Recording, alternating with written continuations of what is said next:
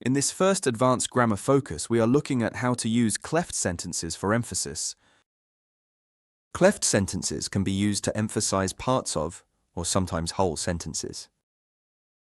There are different types of cleft sentences that you can use, depending on what you aim to emphasize. We can use relative clauses to create cleft sentences. This type of cleft sentence is used to emphasize people, times, or places. Here are some examples. Take the sentence, Sarah met my friends for the first time last week. In order to emphasize the first time, you should start the sentence with the first time, followed by a relative clause like this. The first time that Sarah met my friends was last week. Or you could emphasize the other time mentioned, last week, by bringing that reference to the beginning of the sentence like this. Last week was the first time that Sarah met my friends. Look at some other examples emphasizing people and places. She's having a big party on the beach. The place where she's having a party is the beach. The new employee was introduced to the managing director first.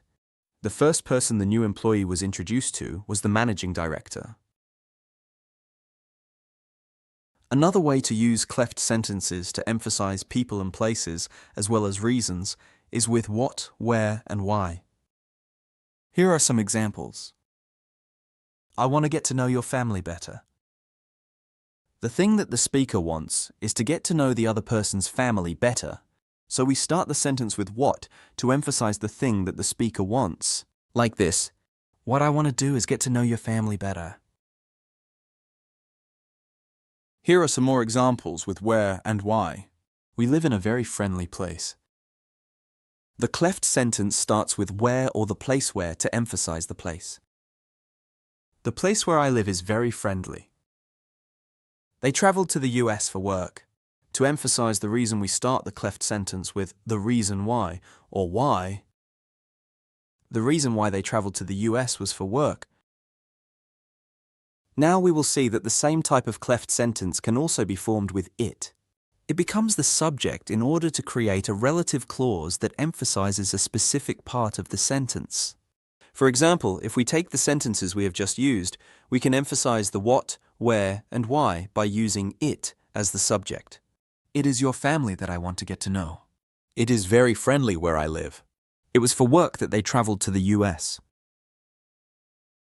Here are other examples of cleft sentences starting with it. The first example emphasizes when. They all had dinner together at the hotel last weekend. It was last weekend that they all had dinner together at the hotel.